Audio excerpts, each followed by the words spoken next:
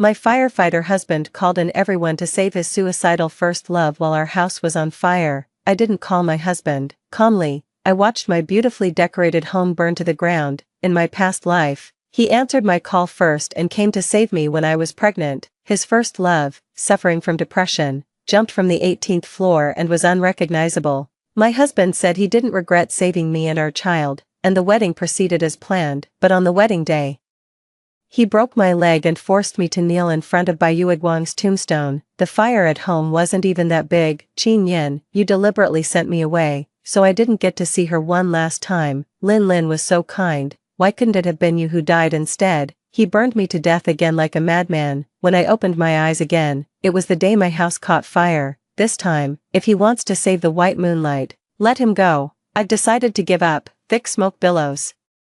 I coughed uncontrollably, quickly taking out my phone to dial 119. It was a voice I knew all too well on the other end of the line. Sister-in-law, Lin said you'd call, but I didn't expect you to actually do it. The person on the other end of the line is Songin, my fiancé Lin Su's comrade in arms and also his good friend. Songin, my place is on fire. Please send someone over quickly. As we were talking, a wooden wardrobe nearby cracked and collapsed from the heat.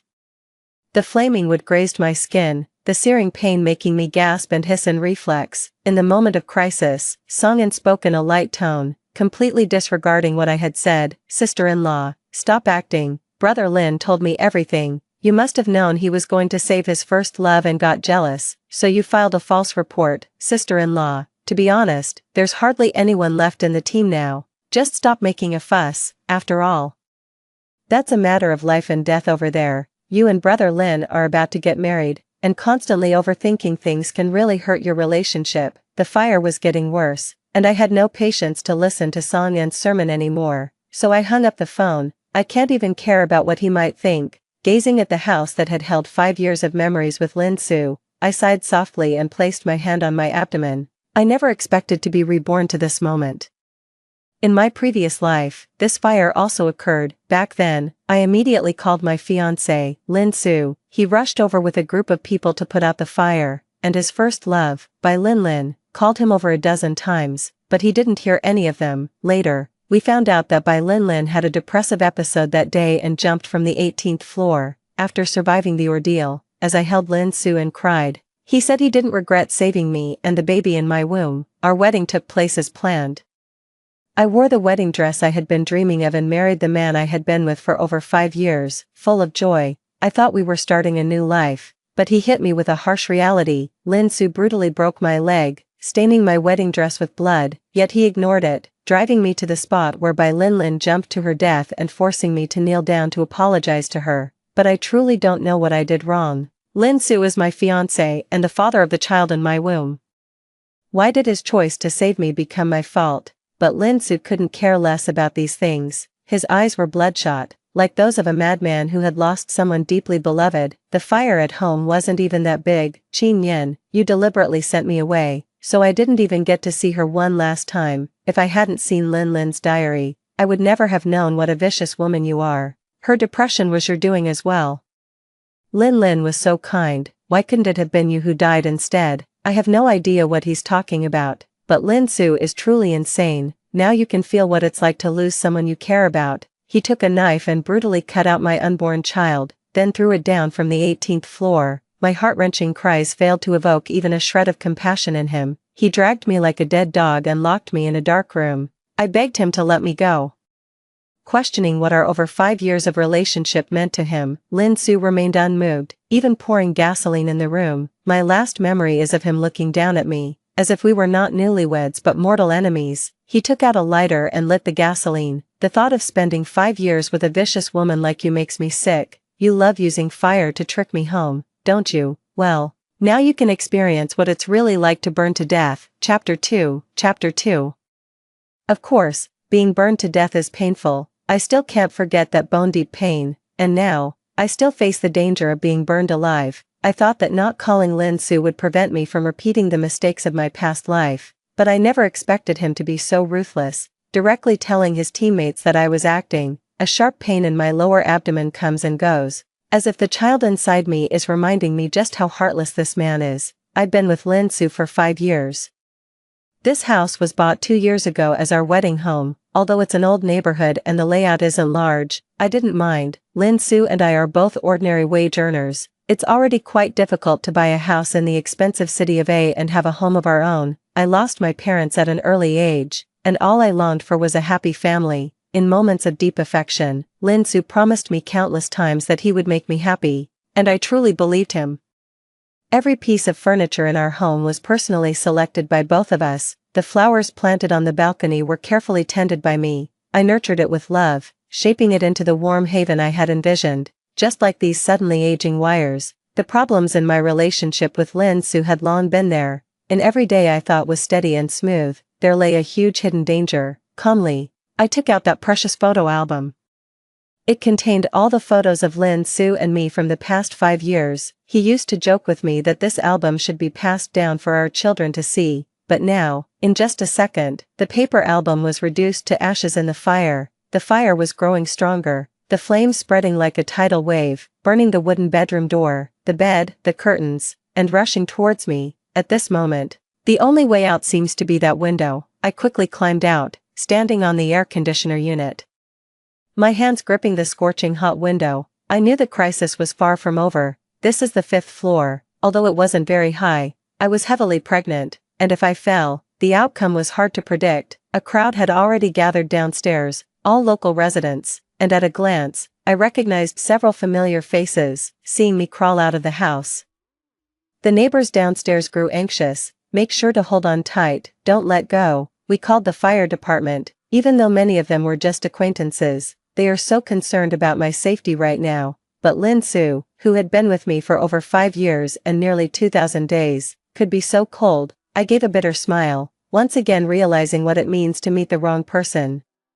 Song-in from the fire department finally realized something was wrong as the number of callers increased. 1 or 2 calls could still be dismissed as false alarms or rehearsals, but with so many people calling in, and the urgency growing, he began to feel uncertain. Almost all the team members had been taken by Lin Su to rescue by Lin using his authority, so even if Song-in wanted to respond, there was no one to go with him. The neighbors downstairs waited and waited, but the fire department never arrived. Meanwhile, I upstairs was already feeling unsteady. The pain in my abdomen made me pale, and my body couldn't stop trembling. My hand was also blistered from the burn, making it hard to grip the railing. In the midst of everyone's exclamations, I could hold on no longer and fell backward. Chapter 3.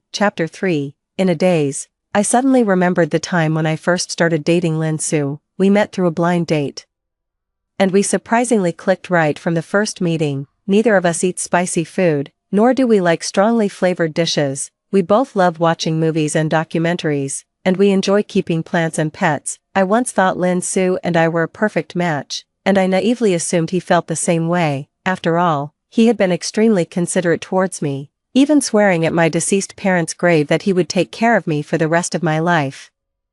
I never thought there was someone in Lin Su's heart. Everyone said Lin Su loved me deeply, and I naively believed it. It wasn't until Lin Su's first love, returned from abroad. On that stormy night, she called Lin Su, who was already asleep, and despite my attempts to stop him, Lin Su threw on his clothes and rushed out. Perhaps from that moment on, I should have realized how important Lin was to Lin Su.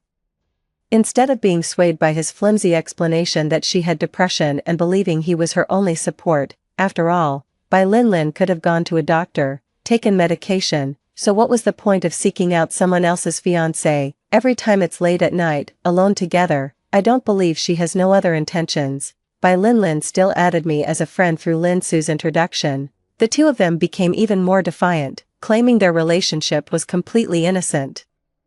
Afraid I might misunderstand, yet, the pure and kind Lin and Lin Su's words would always inadvertently send me some ambiguous pictures. Sometimes it's the screen they watch movies on together, sometimes it's Lin Su's back as he cooks for her, sometimes it's Lin Su's sleeping profile when he's exhausted, and the hands intertwined together. I've had plenty of arguments with Lin Su over these provocative photos, but every time, he just rubbed his temples wearily, as if I were being unreasonable. Nyen, I'm really exhausted. I just didn't want Lin to commit suicide. There's really nothing between her and me. Can you stop making a scene? Now thinking back to his reaction after Lin's death, it certainly didn't seem like there was nothing going on. He would even go so far as to kill me and his own child for Balinlin, driven by sheer madness, reborn once again, yet pushed to the brink by him. There is no longer any trace of hope in my heart. Linsu never loved me. I misjudged someone. Chapter 4.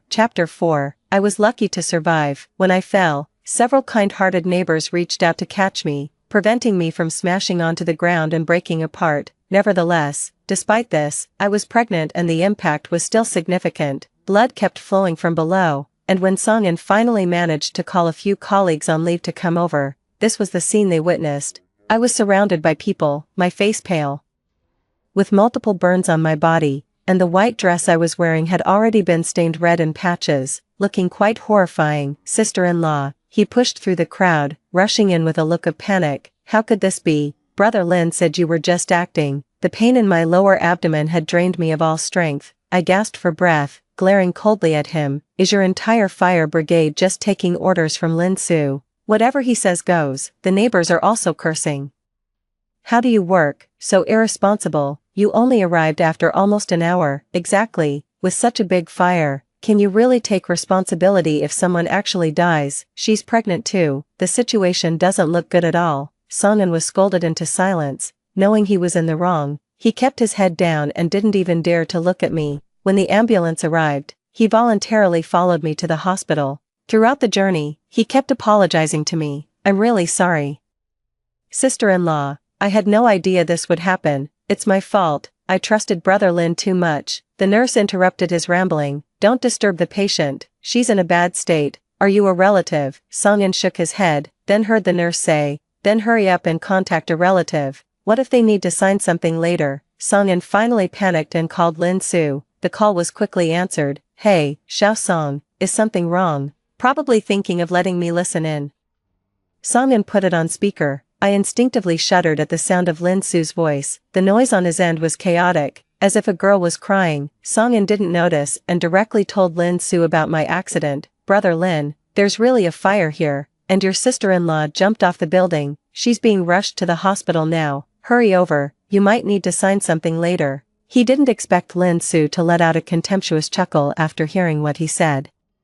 As if he had seen through everything. Xiao Song, how much did Qin Yan pay you to conspire with her to deceive me? Even if it's true, my place is only on the 5th floor. Could she really die from falling? As Lin Su was speaking, a delicate female voice came from the other end of the phone. Ah Su, is something wrong with Nian Nian? Why don't you go and be with her? I'll be fine here. I can manage on my own. Don't worry. I won't jump off a building again. It's just life is really exhausting. The voice was clearly by Lin.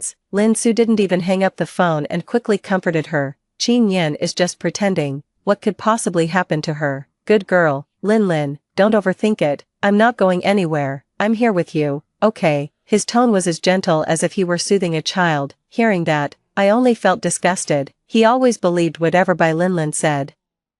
Everything I do is just an act. With such blatant hypocrisy, how does he have the nerve to claim innocence at every turn? Songin also found it hard to accept. Brother Lin, these are your wife and child. How can you run off to deal with your ex-lover's suicide and not even care about their well-being? Are you crazy? It seemed like Lin Su moved to another spot to take the call, possibly to avoid Bai Lin overhearing. Despite being reprimanded by his subordinate, he still felt somewhat annoyed. Songin, what gives you the right to speak to me like that? She's not my wife. We never got married. If you're interested, go talk to her yourself. At these words, Songin wished he could pull him out of the phone screen and beat him up. Lin Su, you're really a piece of work. I shouldn't have trusted you. Lin Su let out a cold laugh. So what? She's such a coward. Do you really think she'd die? I just want her to pay a price, so she stops causing trouble all the time. I'm hanging up. Don't bother me. I'm going to be with Lin. Songin was about to curse again, but Lin Su hung up quickly, making him so angry he almost smashed his phone. Everyone in the car heard Lin Su's cold and heartless words and looked at me with sympathy. I took a deep breath. Even though I had already realized how ruthless Lin Su was, a pang of pain still inevitably welled up in my heart. After all, those were 5 solid years of my life. Besides, I truly loved him once.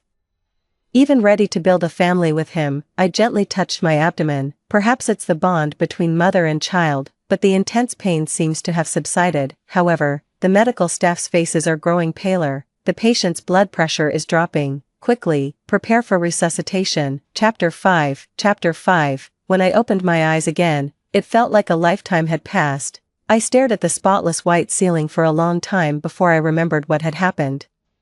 My hand instinctively reached for my abdomen, but it was indeed flat. The once heavy and even burdensome belly that I used to complain about was now gone. I didn't cry, just felt a slight itch on my face. I reached out to touch it and felt a wet hand. Lin Su's mother returned from outside the ward, saw that I was awake, and quickly called the nurse. She gently took my hand, her voice filled with regret. "Nyen Nyen, you're still young. You'll have children in the future." I didn't say a word, but my withdrawn hand made my stance clear. Auntie Lin's expression stiffened slightly. I've always had a good relationship with her, but she is, after all, Lin Su's mother. Seeing my more distant attitude, Auntie Lin sighed. "Nyan, Auntie knows you've been wronged. You two have been together for over 5 years, and Auntie has been there every step of the way. Now that the wedding date is set, it really hasn't been easy. I don't have a daughter, but I've always treated you like one.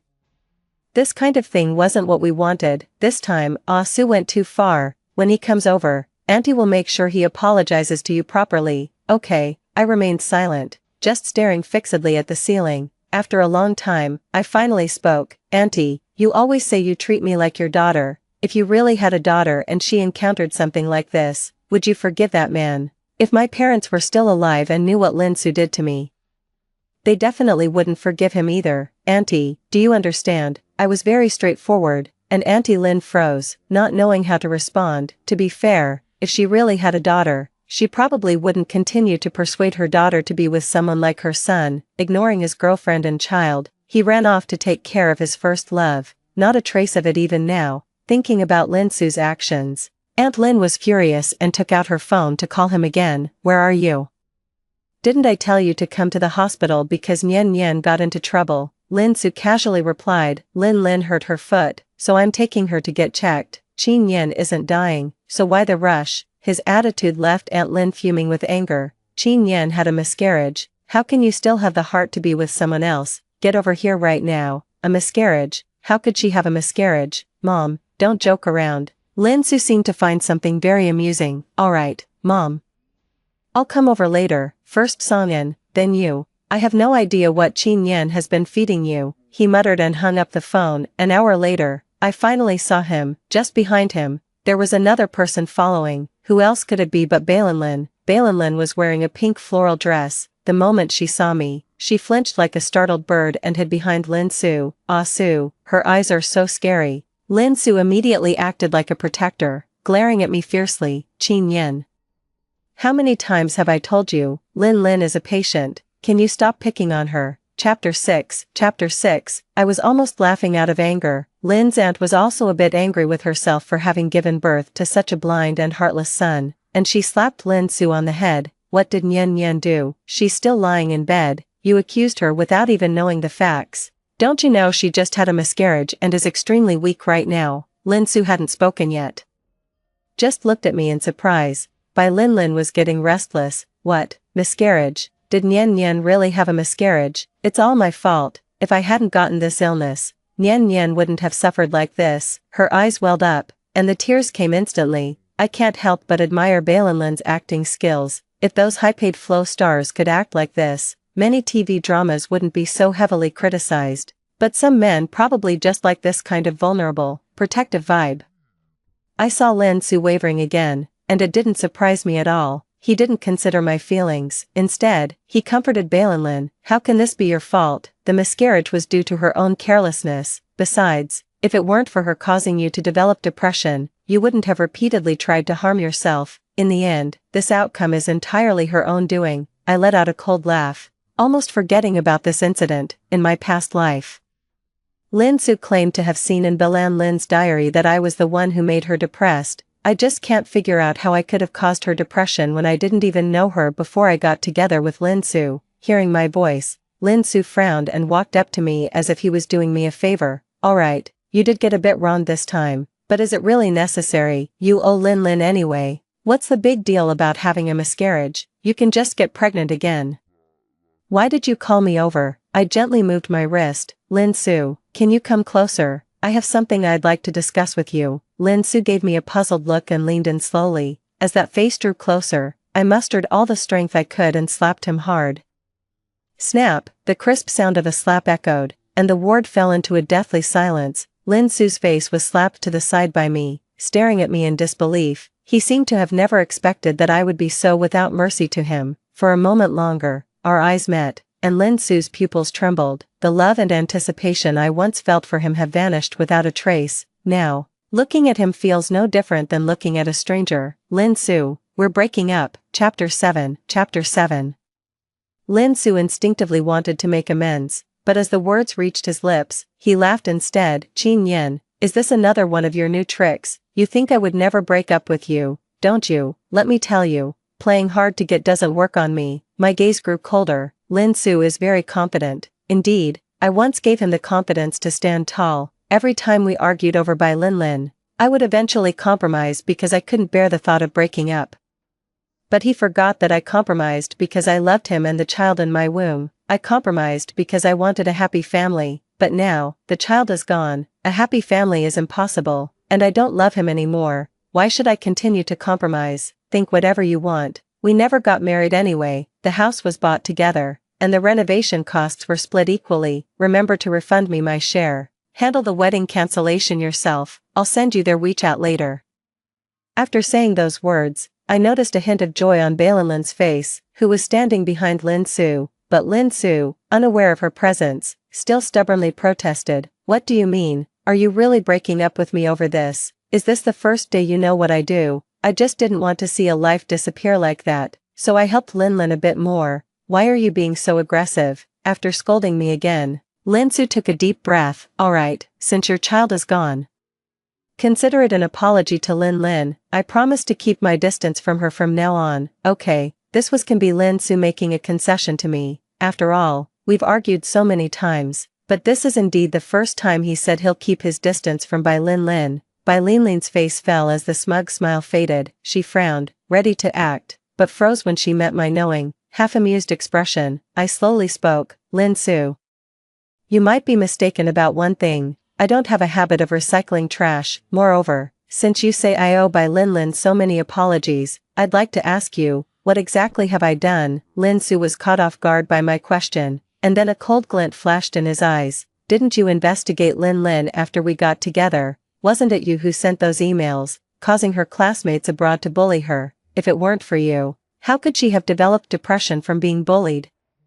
In my opinion, you should apologize to Linlin. Lin Su thought he was on the side of justice and spoke louder and louder, but Bai Linlin looked embarrassed, standing there at a loss. Seeing her obvious guilty expression, I laughed so hard I nearly fell over. So who told you about this? Me sending emails abroad? What could I possibly send that would make her classmates bully her? Lin Su, I don't even know whether to say you overestimate me or underestimate me. Lin Su was stunned, but quickly remembered something. I saw your outgoing mail records. There was an email sent abroad. Aunt Lin, who had been silent all along, finally spoke up. She looked at Lin Su, her eyes filled with disappointment. I asked Nian Nian to send it for me. Your aunt is a professor at that school, don't you remember? Lin Su turned pale. Impossible. Mom, why would you use email to contact my aunt? Don't you know that your aunt only uses her computer and not her phone when she's working? Lin Su never expected the truth to be like this. He stiffly turned around, looking at Bai Linlin, who was already in a panic. Didn't you tell me back then that it wasn't Qin Yan's fault, but that you hadn't done enough to make her feel secure? So you're just going along with what I said and throwing the blame on Qin Yan. Bai Linlin didn't dare to look at him. Lin Su grabbed her shoulder. Speak up. He applied a lot of force with his hand, and Bai Linlin let out a soft hiss of pain, her eyes reddening as if she had been frightened. Yes, it was my misunderstanding, but I never said the person who sent the email was Nian Nian. She still tried to argue, but Auntie Lin next to her couldn't stand it anymore and made an international call to Xiaoyi, Lin Su's aunt, to inquire about Bai Linlin's situation. Bai Linlin, I know that student. She was exposed for juggling 5 or 6 relationships at once, and it turned out the people she was seeing all had partners. She became quite famous at school for that. Later, she was caught cheating on exams multiple times and was eventually expelled. Why are you asking about her? Chapter 8. Chapter 8. Auntie Lin turned on the speakerphone, hearing all the things she had done being exposed at once. Bai Linlin broke down. No, it's not like that. Asu, listen to me. She reached out to take Lin Su's hand, but he jerked it away. Lin Su glanced at me, still weak on the hospital bed, and let out a bitter laugh. By Lin, so you were bullied because you were a habitual mistress. How can you have the nerve to blame everyone else? I actually believed your lies and ended up hurting my own woman and child. Noticing the disgust in his eyes, Bai Linlin decided to throw caution to the wind. She rushed to the window, one foot already perched outside, clearly preparing to jump. Ah Su, you promised to protect me. Are you regretting it now? She had tears in her eyes, still looking as pitiful as ever, but this time, Lin Su did not feel the usual pity. He looked at me guiltily. Nyanian, I'm sorry, it was my fault. I was blinded by her lies and did so many things that hurt you, but I truly still love you. Can you give me another chance? Before I could scold him, Balinlin, who was ignored for the first time, let out a scream. Lin Su, you say you love her. Then why did you sleep with me when you came to keep me company at my place the night before last?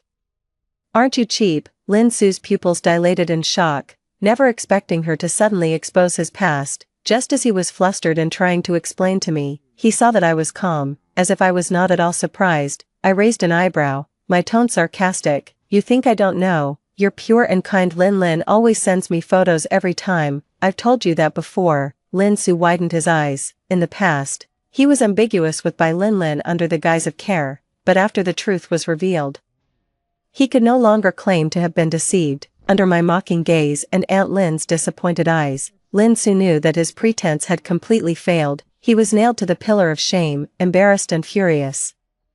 Lin Su turned his anger toward Balinlin. Even if I slept with you, wasn't it you who seduced me? You called me over every night, wearing lace lingerie and snuggling into my arms. I'm a young man full of passion. Pfft, can it all be blamed on me? If you've got the guts, don't come running every time I call. You come over every single time. What are you really planning in your heart? Don't you know? Bai Linlin wasn't about to back down either. The two of them got more and more heated, both wanting to tear off each other's fig leaves and stomp on them. Bai Linlin had been standing by the window from the start, originally trying to continue using the tactic of threatening to jump to keep Lin Su on her side, but now that they're arguing so fiercely, she slipped and fell without realizing it. Help, I don't want to die. Help. Her hands clung desperately to the windowsill as she cried for help. Everyone in the ward was stunned. Lin Su, what are you standing there for? Save her, I shouted, and Lin Su finally snapped out of it, reaching out to grab Balinlin, but for some reason, whether it was karma or not, Balinlin lost her strength just a second before he could reach her. Falling down in terror, there was a loud thud, the sound of a heavy object hitting the ground. The person who constantly threatened to jump off a building eventually died from a fall. I took a deep breath,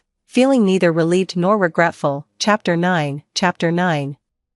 Since Balinlin's fatal fall, all of us witnesses have been investigated. After learning that she had jumped on her own accord, the police checked her medical records. However, the results showed that Balinlin was completely healthy. Her depression was entirely fabricated. Lin Su was even more devastated, showing the police the records of Balinlin's threats to jump off a building during their recent conversations. If she wasn't depressed, does that mean all of this was fake? The police nodded.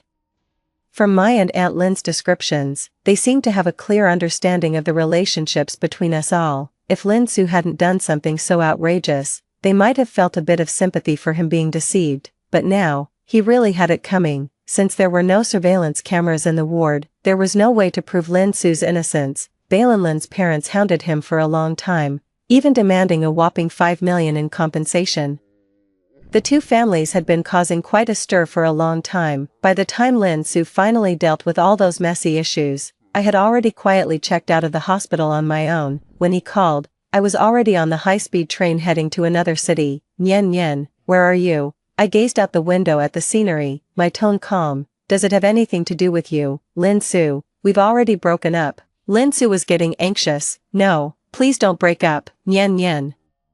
Give me one more chance. We've been together for 5 years, and we're about to get married. Nyen, please, don't leave me. I chuckled to myself. Stop acting. If you were really that devoted, why didn't you think about the fact that I was pregnant and we'd been together for 5 years, about to get married, when you were entangled with Balinlin? Moreover, do you really think your actions only caused me to miscarry? If I had been a little less lucky that day, I wouldn't have survived. Why do you think I would ever forgive you, Lin Su? I've told you, I don't want trash. Besides, in my previous life, I already gave my life to you. 10. This is the first time I've mentioned my previous life in front of Lin Su. He remained silent on the other end of the line for what felt like an eternity, long enough that I was about to hang up in frustration. When Lin Su finally spoke, Nian Nian, I never expected that you, too, have been reborn.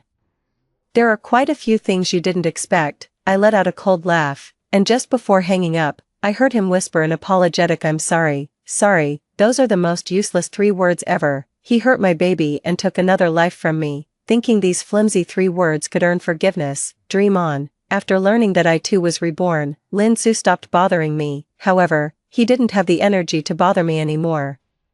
After Song En and his colleagues at the fire department learned about Lin Su's misdeeds, they couldn't stand it anymore and reported to their superiors that he had abused his privileges, wasting all the police resources to rescue his fake depressed first love. The argument that took place in the hospital that day was overheard by a nosy passerby, who then posted a vivid account of it online. People love a good scandal, and Lin Su became an instant internet sensation.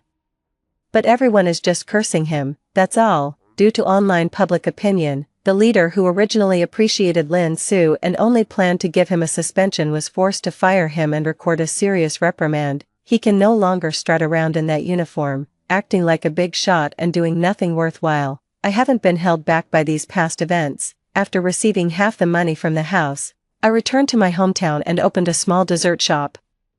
With its beautiful decor and plenty of greenery, it became a popular spot for social media punch card in the small town. It's not like I'm rolling in money, but I can definitely afford to live comfortably. A few years later, I bought a 60 square meter apartment in the town, living alone with a cat and a dog, which was more than enough. I heard about Lin Su again when Aunt Lin called me, her voice trembling with tears. She begged me to see Lin Su one last time.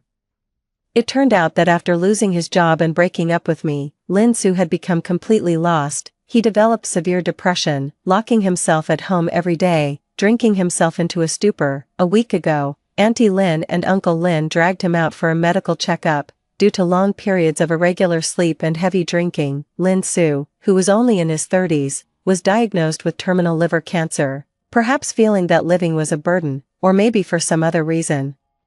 He drove Auntie Lin and Uncle Lin away and set himself on fire in our original house. Although he was rescued, it was already a case of too little, too late. "Mom, is it her?" I heard a weak voice coming from the other end of the phone. In the next moment, the phone was handed to Lin Su. He was gasping for air, as if breathing was painful. "Nian Nian, I now understand how much it hurts. I'm sorry, really, I'm so sorry. Don't come over, I don't want you to see me like this." He kept talking on the phone for a long time until he passed away. Aunt Lin picked up the phone and realized I had already hung up. What bad luck to get involved with this stuff. I leisurely watered my newly purchased succulents, full of vitality and hope. This is the life I want. Story 2. I'd been infatuated with a prodigy for years. Later, his family fell from grace. He was disabled in a car accident, and I took him in and cared for him diligently, but until I died, he never stopped thinking about his first love. When I opened my eyes again, I was back to 18. This time, I ignored him, and was always with my childhood friend. He stopped me and asked with red eyes, "Where are you going?" 1. On my 26th birthday, I was hit by a truck and thrown into the air. When I opened my eyes again, I was back to 18, in the classroom.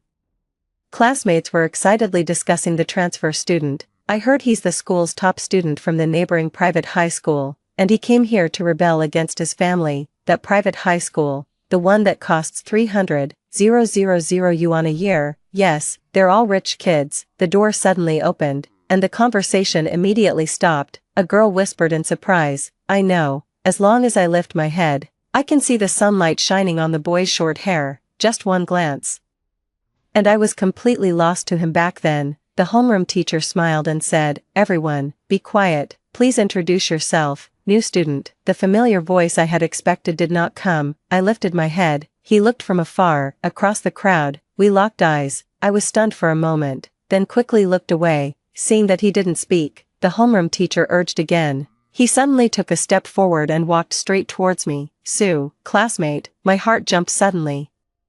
I pretended not to notice. He stared at me, his eyes complex. "Do you remember me?" The classmates whispered among themselves with curiosity. The homeroom teacher also looked confused. He seemed not to notice, staring at me intently, full of inquiry. His eyes seemed to shine. It turned out, he had also returned. I lowered my eyelashes. "You still remember me?" he asked again, "don't you?" I slightly lifted my lips. When I looked up again, there was innocence and confusion. "Do we know each other?"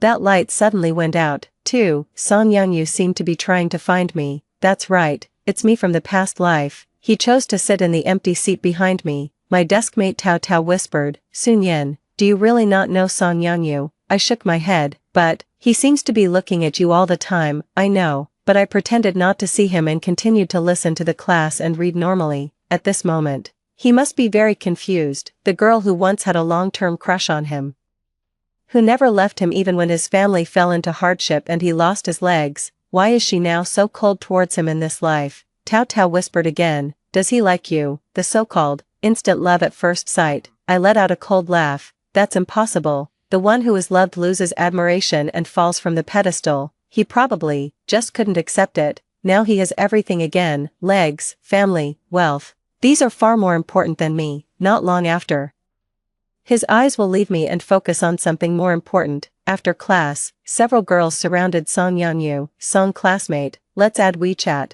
I'll invite you to the class group." He hesitated for a moment, then took out his phone. The girl gasped, "The girl on your wallpaper is really beautiful. Is she your girlfriend?" I turned my head to look in the direction of the sound. He suddenly snapped his phone shut. His expression was annoyed. "No." I turned around and let out a light laugh. That photo was Guaziru, a young lady who was like a moonlight in his life. He had liked her for years, and after much effort, they finally got together, but were forced to break up due to his family's decline in fortune, and the girl's family opposed their relationship. He got so drunk he drove to see her, and on the way, he was in a car accident and lost both his legs. When I found him in the hospital, his amputated limbs were bloody and full of wounds. He had no strength to speak a word, but with red eyes, he told me to leave. Once a proud youth, now he had fallen into the mud. I ultimately decided to stay and take care of him. He had nowhere else to go, so I took him home, taking care of his every need with great attention. At first, he always broke things and shouted at the slightest issue, but I always remained patient. Perhaps moved by my patience, he gradually stopped being irritable, but became silent. Sometimes he would sit by the window all day. I was afraid he might do something to himself, so I never slept through the night, and would immediately wake up and run to his side at the slightest sound. After half a year like this, one day I asked him what he wanted for dinner. He looked out the window in silence for a long time, and then suddenly said, "I can't give you anything." I was taken aback for a moment. He was sitting in a wheelchair, very thin. I crouched down and tentatively hugged him. He didn't run away.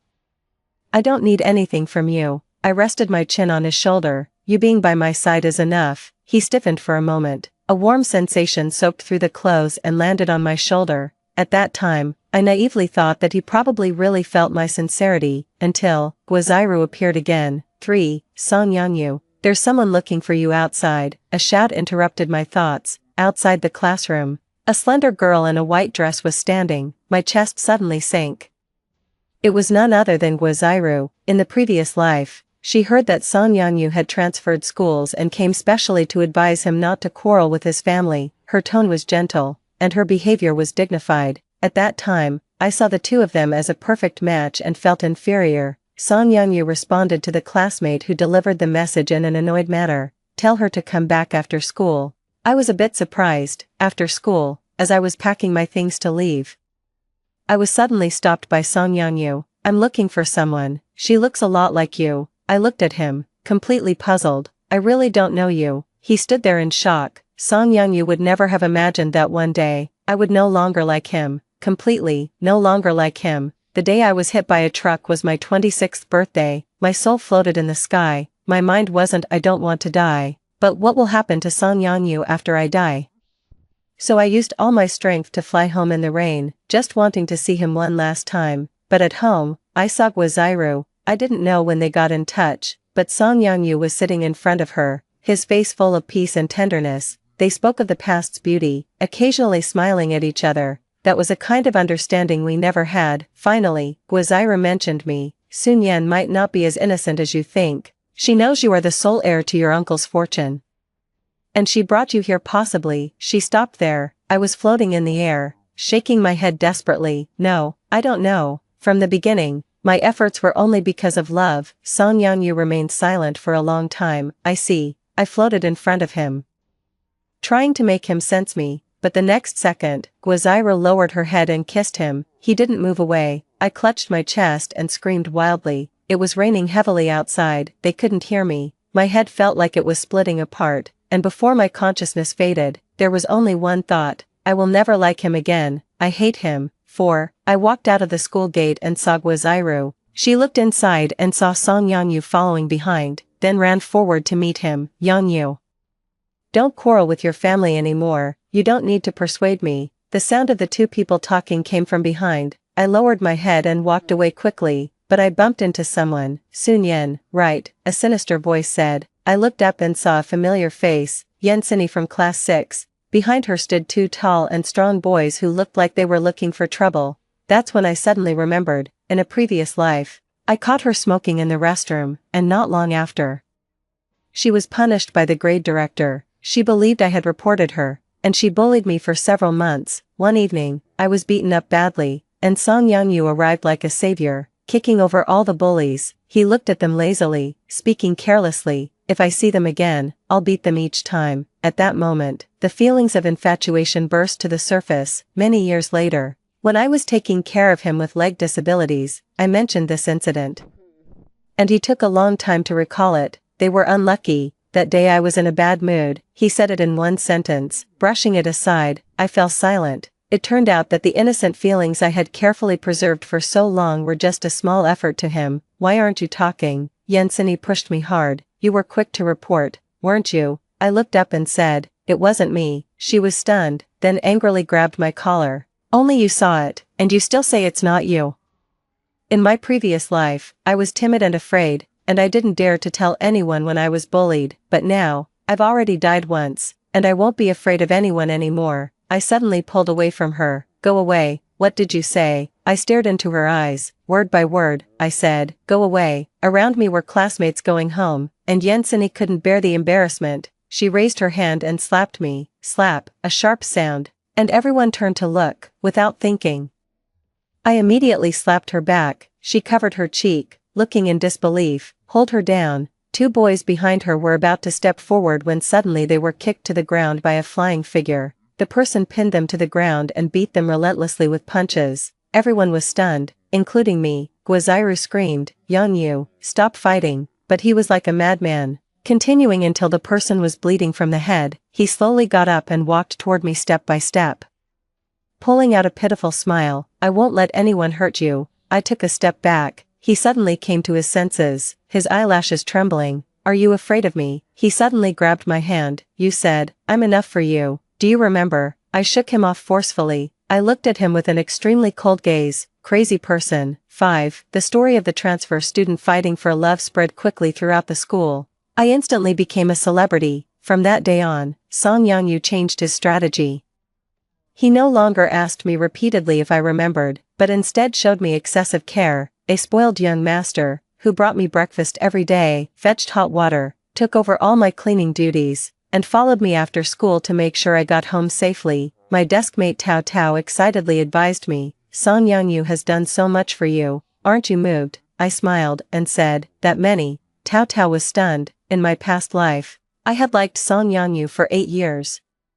I wrote hundreds of love letters that I never sent, tried to lose weight, studied, and carefully approached him. I knew I was not as good as Guaziru, but that didn't stop me from doing many things for him. Just when I thought I had no chance with him, his father went bankrupt and committed suicide. His mother went crazy. Guaziru broke up with him, and he became disabled in a car accident. On the day I found him, I wanted to tell him that I liked him, but that word like, I never got to say it before I died, but now, I don't like him anymore. After school, Song Yanyu followed me again. Normally I would tell him not to follow, but this time I said nothing. I waited at the school gate for a while. Far away, a young man approached. Sorry, I'm late, Xiao Bingyan said with a smile. It's okay. Well, why did you suddenly ask me to come? Did you get into trouble again? I caught a glimpse of Song Yanyu not far away. I took a step forward and took Xiao Bingyan's arm.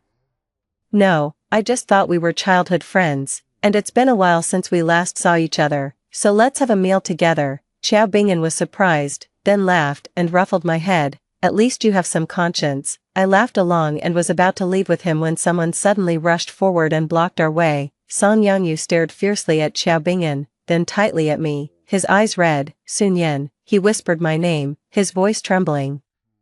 Like a puppy afraid of being abandoned, my chest trembled slightly, but I spoke coldly. What's it to you? He asked with red eyes. Where are you going? I instinctively tightened my grip on Xiao Bingyan's arm. It's none of your business, he asked again. Where are you going? I didn't respond anymore, pulling Xiao Bingyan as we brushed past him. Who is that? Xiao Bingyan asked. I turned back and said loudly, I don't know him. Song Yangyu's lonely figure shuddered slightly. 6.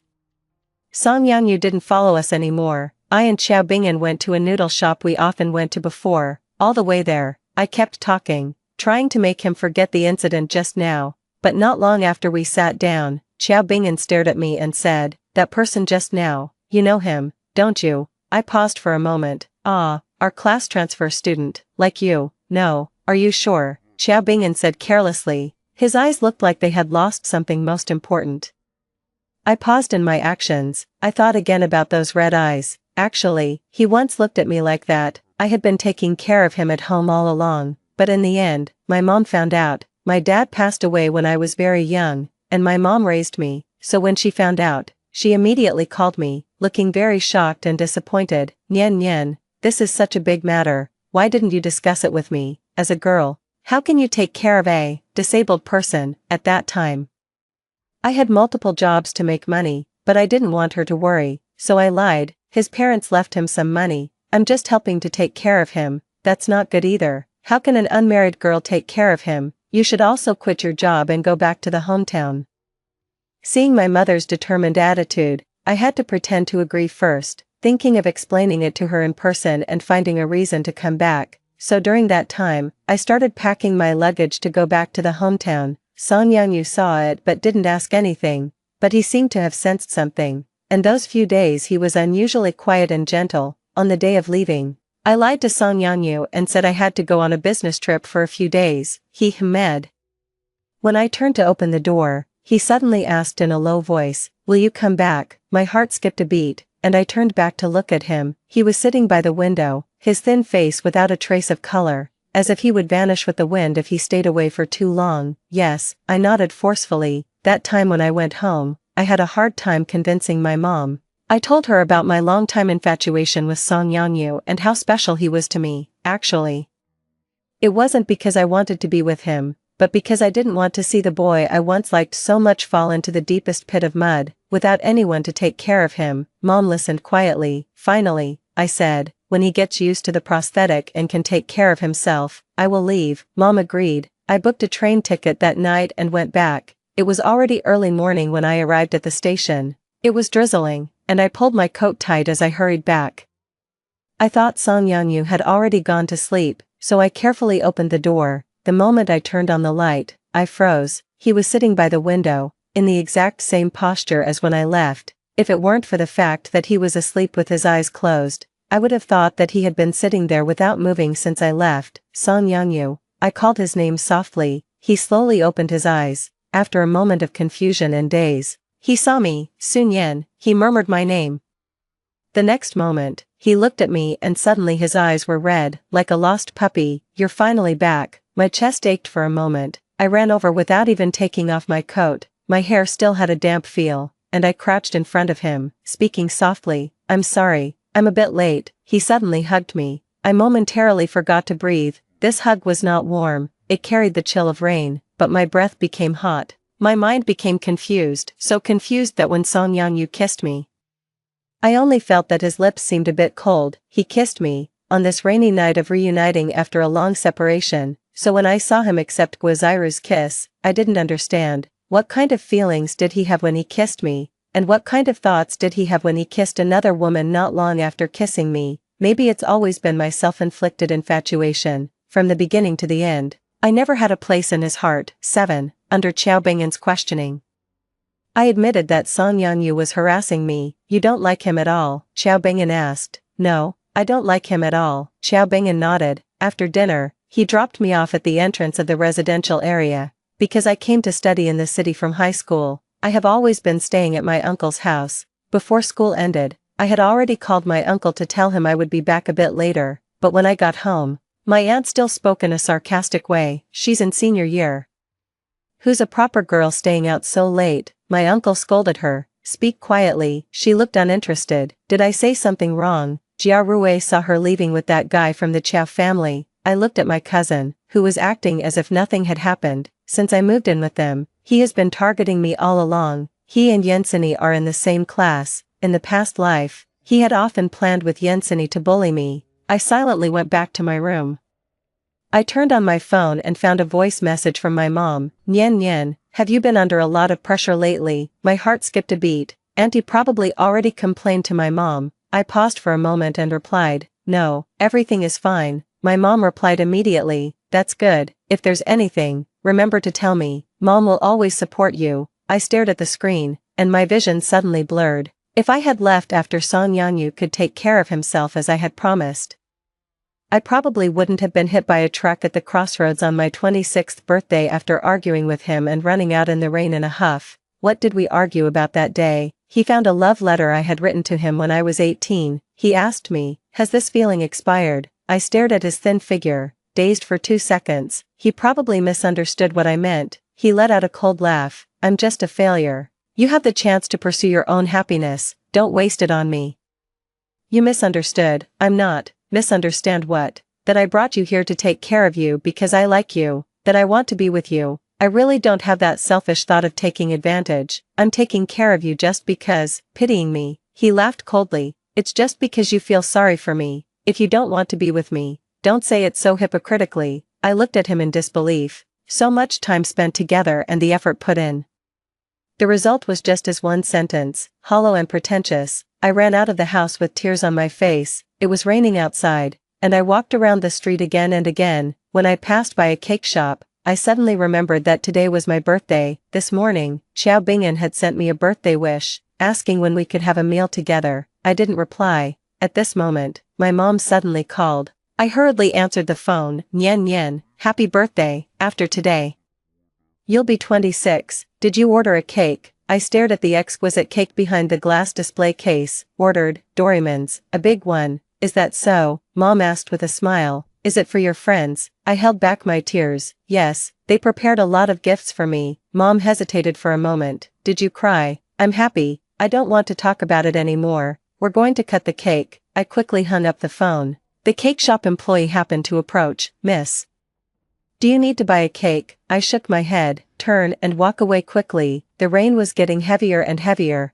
I wondered how Song Yangyu was after being away for so long. He was alone at home. What if he had a breakdown? Thinking about this, I quickened my pace. I ran despite the heavy rain. The red light came on, but I didn't stop. The glaring lights illuminated everything, and in the sharp sound of brakes, I flew into the air. As my soul desperately flew back home, he was kissing another woman. 8. I suddenly came to my senses. The 5 internal organs and 6 bowels are aching faintly. The phone screen is stuck on the message, "Mom always supports you." Until I died, I never understood my mother's love for me. I was struggling in an almost obsessive crush, making unappreciated and unvalued efforts and sacrifices.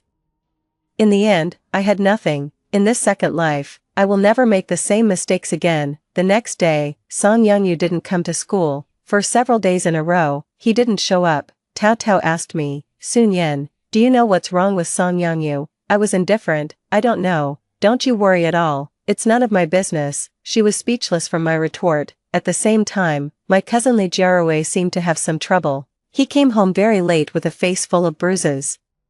His aunt screamed, "What happened? Who hit you like this?" "I fell," he said impatiently. "How could that be?" "Tell Mom who did this, and Mom will take you to report it to the police." Li Jiarue remained silent, but he looked at me angrily. I didn't have the heart to watch the commotion anymore, so I turned back to my room. The next morning, my aunt didn't care about his objection and took him to the police station. I went to school by myself. Song Yangyu still didn't come. During the second class, the teacher suddenly called me to the police station. I was completely confused. Wasn't it Li Jiarue who got into a fight? What does that have to do with me? But when you're under someone else's roof, you have to bend. so I eventually took half a day off to go. As soon as I entered the police station, I was met with my aunt scolding, "You said he's not decent." "But it's my fault, you're young, yet you let other boys fight for you. Look at how badly Jarue got hurt." My heart skipped a beat. "Look up."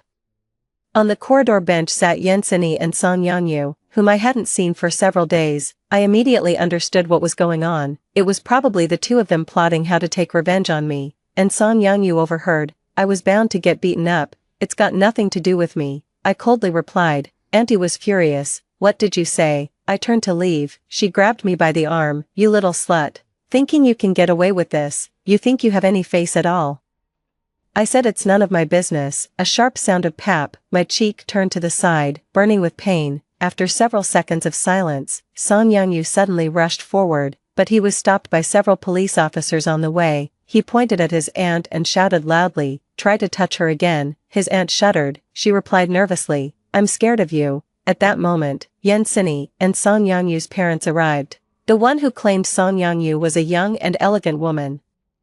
During the mediation, the aunt-in-law looked very angry. "My son was mysteriously beaten by your son, leaving him injured. Just now he even wanted to hit me. 10,000 yuan, not a single cent less, otherwise we will sue." The woman smiled and took out a stack of money from her bag. "Here is 10,000 yuan. Also, I am the secretary of Yangyu's father. His parents are busy and can't come here." Unexpectedly, the other party was so quick and generous. And the aunt-in-law was momentarily stunned, seeing her expression. It was likely that she had agreed to the settlement. Her snobbish and money-loving attitude really hasn't changed at all. Yangsini's father came up and beat her, and it took several police officers to stop him. He cursed and insulted her, speaking extremely harshly, and I finally understood why this girl, so young, only knows how to use force. I couldn't stay any longer, so I made an excuse and left the police station. I hadn't gone far when Song Yangyu caught up with me. "Sun Yan," I pretended not to hear, until he grabbed my hand. I shook it off with disgust. "Can't you keep your distance from me?" "I'm sorry, they've been planning to retaliate against you these days. I've been following you every day, and I couldn't help but." "Can't you stay out of my business?" I couldn't take it anymore, and let out all my frustration. "Do you have to solve everything with force? Do you feel itchy if you don't use your hands and feet now?" "What did you just say?" He suddenly interrupted me. "You're right, I have hands and feet." "Nyen Nyen, did you come back with me?" He stepped closer. I backed up against the wall. "Did you come back with me?" "Right." 9. He gradually approached, close enough that I could feel his hot breath. At that moment, he was full of vigor, his youthful and fair face showing no signs of the thinness and decline he would have 8 years later. His eyes were clear and bright, reflecting my young appearance. I suddenly came to my senses and pushed him away. "Are you sick?" He looked like a child who had done something wrong, standing in confusion for a moment, then hurriedly took out a stack of letters from his bag and pushed them into my arms. "Nyen Nyen, I know you're angry with me. I'm sorry. This time, let me write you a love letter." "Okay." Neatly folded envelopes, each one written with to Sun Yan. Suddenly, I seemed to see myself from the past, writing to Song Yangyu with careful strokes. It was a scene I had never dared to dream of. Now that I'm here, I can only smile bitterly. Late feelings are worth less than grass. I held the stack of letters and threw them into the sky. The letters fluttered in the air, and I coldly looked at him. "I don't understand what you're saying. Don't do this meaningless thing anymore in the future. It's disgusting." This sentence should have been very hurtful. I clearly saw the light in his eyes, extinguished completely. I left without any hesitation. He didn't come after me again. That day, my aunt didn't scold me at all when I went back, probably because the price from Song Yangyu's parents was really satisfactory. She didn't want to waste words on me anymore. However, I didn't want to live in her house anymore. I told my mom I wanted more time to study, so I moved into the school dormitory, without external disturbances. I focused entirely on my studies and scored high in several mock exams. In my previous life, because of my infatuation, I studied hard, hoping to get closer to Song Yangyu in grades, but I always fell short. I never expected that, after a second chance, getting rid of my feelings for him, success became so easy. It's really ironic, because he was worried I wouldn't get used to it. Xiao Bingyan often came to the school to see me, bringing me snacks and gifts, encouraging me to prepare well for the college entrance exam. In fact, I have always known that he had a crush on me, but in my previous life, I was fully devoted to Song Yangyu and ignored his feelings for me. in this second life, I want to cherish every person who loves and cares for me, so every time he comes, I am very enthusiastic. Song Yangyu has seen it all. In recent days, he seems to be avoiding me. He moved his seat to the back row. He hasn't spoken to me in a while. I'm actually glad for the quiet. Only Tao Tao expressed regret. You didn't respond, and Song Yangyu suffered a serious emotional wound. I secretly laughed. Where is this emotional wound? It's just that I kept rejecting him, and his pride was hurt. This way, we are like strangers, parting ways after graduation. And probably never crossing paths again, but someone doesn't think that way. At the school sports meeting, the campus was open for half a day, and the playground was crowded with parents and students from other schools. I found it noisy, so I went back to the classroom to study. While writing the test, someone suddenly stopped in front of me. Sun Yin, right. I looked up. It was Guizairu. My fingers paused. Is there something? There were 2 other classmates in the classroom. And she lowered her voice. Can I trouble you to come out with me for a moment? I have something I want to talk to you about. I didn't move. You can say it here. She didn't expect me to refuse. Her expression changed for a moment, but she quickly recovered. Yangyu has been having some conflicts with his family lately, and his state of mind isn't very good. He's been a bit rebellious. So what? She maintained a gentle smile. So what he said and did doesn't count. Don't take it to heart. If I didn't know her, I might have thought she was kind-hearted and came over to comfort me, but I know what kind of person she is. That gentle sentence was just reminding me that Song Yangyu's recent favors towards me were never from the heart. I let out a cold laugh. Does it matter if I act or not? While she was lost in thought, I turned to the classmate behind me and asked, what events does Song Yangyu have today? The classmate replied, he has a short run. I slowly got up. Guizairu nervously blocked my way. Are you going to watch? I said carelessly, guess. Then we passed by each other. There was someone disturbing me in the classroom, so I went back to the dormitory. I didn't expect Guizairu to keep following me. At the staircase, she suddenly grabbed me and said, can't you stay away from him? I gently curled my lips. It's obvious that he's still young. He can't even pretend anymore. Sorry. You should figure out that it's always him who approached me. That's impossible. He likes me. The lady completely lost her manners. It must be you who seduced him. Have you brainwashed him? I smiled. You two are so familiar. Why don't you ask him yourself? After saying that, I turned to leave. Guizairu didn't back down. You can't go see him. I frowned at her hand that wouldn't let go. I caught a familiar figure out of the corner of my eye. Guizairu obviously saw him too, and quickly let go. Smiling brightly as she ran over and affectionately linked her arm with his. Yangyu, you're back. How was the match? He had been avoiding me these past few days, and upon seeing me, he quickly lowered his head to avoid eye contact. It hasn't started yet, he answered in a low voice. As he passed by me, Guizairu intentionally got very close to him. Let's go home together tonight. We haven't had dinner together for a long time. How about that Italian restaurant, also? She kept talking on and on. They walked further and further away. I suddenly spoke up, Song Yangyu. His figure stiffened, and instinctively he let go of Guizairu. Running back to me, Guizairu screamed his name, but he never turned back. At that moment, I suddenly understood what it meant to be unrestrained by love, except before that, the person had always been him. He stopped in front of me, asking almost carefully, what's wrong? I looked at him. This was the first time, after my rebirth, that I looked at him so seriously. The young him was truly good-looking. No wonder I fell for him at first sight. For a long time, I spoke slowly. Do you like me? He looked in disbelief, opened his mouth for a moment, then nodded firmly. Behind me, Guizairu burst into tears. Oh, so he does like me, but I will never feel happy again. 10. I didn't reject Song Yangyu's feelings on the spot. There was no other reason. I just wanted Guizairu to feel more painful for a while. But Song Yangyu seemed to have misunderstood. After that, he went back to his previous careful and friendly behavior. This pitiful and ridiculous appearance is probably exactly the same as I had in my previous life. Since it's near the college entrance exam, he didn't do anything outrageous, so I just turned a blind eye.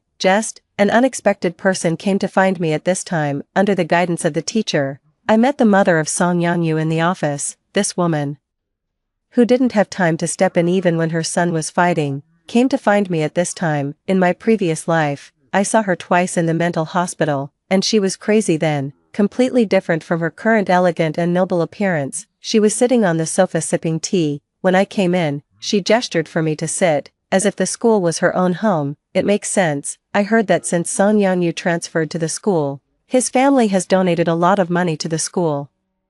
I didn't sit down. What's the matter that you came to find me? She gracefully put down the teacup and looked me up and down. I heard Yangyu is chasing you. Have you agreed? No, no one is the best. I was even thinking that if you two were together, I would give you some compensation to make you leave him. She was talking to herself, completely not thinking there was anything wrong with it. Her lofty attitude made me feel sick. Sorry to disappoint you, not everyone likes your son. And not everyone is willing to accept your so-called compensation. Please face reality. If there's nothing else, I'll go back to class. Her words left her face as pale as a sheet. I turned around and left. I don't know what Song Yangyu's mother did, but not long after that, he didn't come to school anymore. Tao Tao gossiped with me. I heard that Song Yangyu's family is preparing to send him abroad. And he's not even going to take the college entrance exam. I said indifferently. It's just right. I also plan to forget the past and start a new life. Anyway, from the beginning to the end, he didn't know I had come back. After he left, my time was filled with studying. Xiao Bingyan occasionally came to encourage me, seeing that I was under a lot of pressure. He took me out of the school secretly and we spent the night at the amusement park. When he sent me back to school, he took out a Doraemon doll from his pocket and rubbed his nose awkwardly. I remember you liked it. I bought it secretly at the amusement park just now. I stared at it in silence, and suddenly I was back on that rainy birthday day, standing in front of the window, looking at the beautiful Doraemon cake. After going around and around, I got my own Doraemon. I hugged it and said quietly, "Thank you." That night, I dreamed about my 26th birthday. It's just that this time, it's not Song Yangyu who is with me, but Xiao Bingyan holding a birthday cake. I stared into space for a long time after waking up. I think, the things I once lost are slowly coming back. After countless simulated exams, the college entrance examination came. Those 2 days were not long, and they passed by quickly in my memory. I performed beyond my usual level and got an extremely excellent result. And I was admitted to my ideal university. Mom was very happy and held a graduation banquet for me, inviting all my relatives. Among them were my uncle and aunt. Li Jiarui's grades were not good, and he didn't work hard either. In the end, he barely got into a poor university. Before the graduation banquet even started, Auntie's mother was constantly taking credit. Nian Nian's child has been living comfortably in our house, that's why she got good grades. Then she changed her tone. But she's so likable. A boy said Jia Rui bullied her, and our Jia Rui beat him up. This definitely affected her studies, otherwise Jia Rui would have definitely done better. I watched her coldly as she performed. Auntie, Jia Rui's college entrance exam results were much better than his usual ones. I smiled. If that's the case, he shouldn't have even been able to go to college. Among the guests, her face turned ashen. You dare to say that Jia Rui's beating has nothing to do with you? Didn't you happily accept the 10,000 yuan compensation from them? She slammed the table. How dare you talk to your elder like that? Then she turned to my mother. Sister, you should discipline her. She's become completely unruly now. My mom changed the subject. Nian Nian, I didn't restrict her much since she was little. That's why she did so well. But you're Jia Rui, maybe you're being too strict. So don't always expect the child to be obedient. My mom gave a gentle but sharp reply, and my aunt's face became even more expressive. I had a very comfortable meal. After the graduation banquet, my mom called me over. I know you don't like your aunt. Don't talk about her behind her back, and give her some face. I smiled and replied, okay. Throughout the whole month of July, I was with Xiao Bingyan. Without Song Yangyu's world, I seemed to have lived a happy life I had longed for. 11. At the end of July, Xiao Bingyan held a birthday party for me by the sea. He invited my classmates and friends, and proposed to me at the party. I agreed. Just as we were about to kiss amidst the crowd's cheers, someone rushed out from the crowd and punched Xiao Bingyan. The crowd gasped. It was Song Yangyu, who had not been seen for a long time. What are you doing? I shouted, turning to protect Xiao Bingyan. He looked at me with red eyes. Nian Nian, why won't you give me some time? I will love you more than him.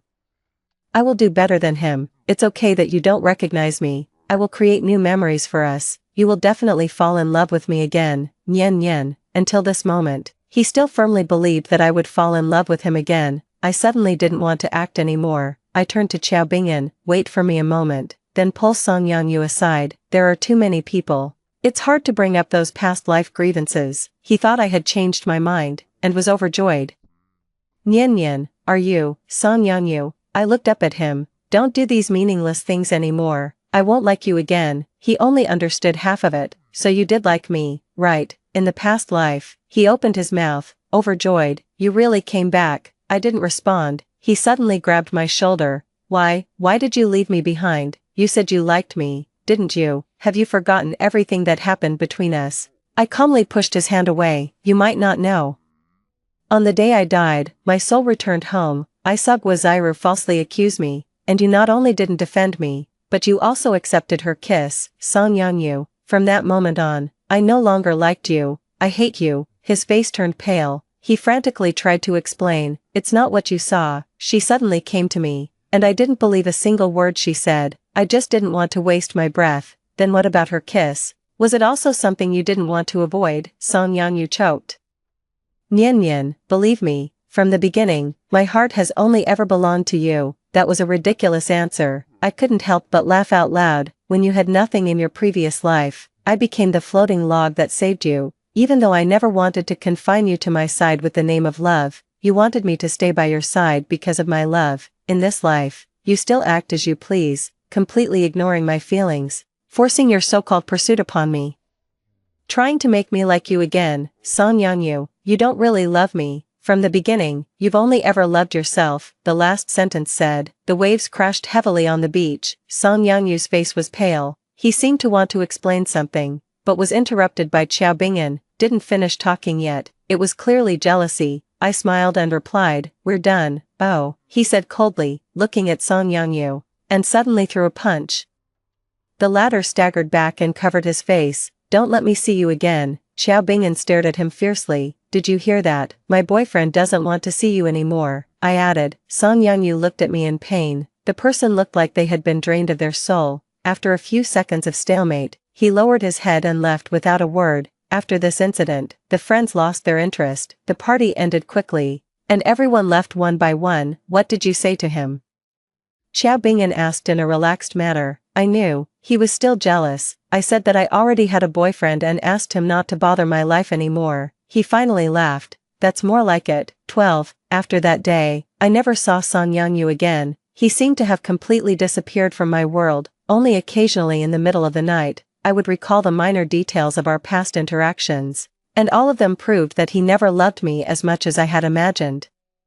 In my second year of university, I received a letter. The familiar handwriting on the envelope read for Sun Yen. I didn't open it and threw it directly into the trash can. Later, at my graduation ceremony, an unexpected person appeared. It was Guziru. It was already very hot at the end of June, but she was wearing a dark outfit. When she saw me, her first words were, I really hate you. I was a bit confused. Then she said, Song Yanyu is dead. My heart skipped a beat.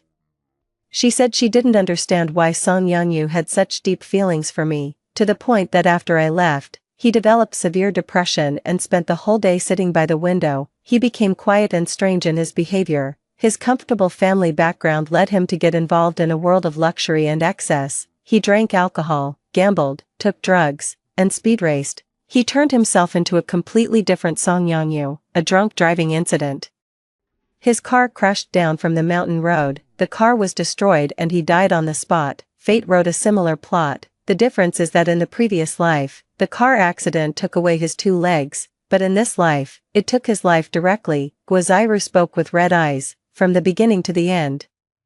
My expression did not change at all. This was his own choice. I looked up, but he didn't. He clung to the past, forced himself into a dead end, fell into the abyss, and was doomed for eternity. He doesn't deserve my sympathy. After Guaziru left, my mom called. Nyan Nyan, what are your plans after graduation? First, I'll start working. My mom smiled and said, then what about your brother Bingyan? A few days ago, Aunt Xiao asked if we should get engaged first.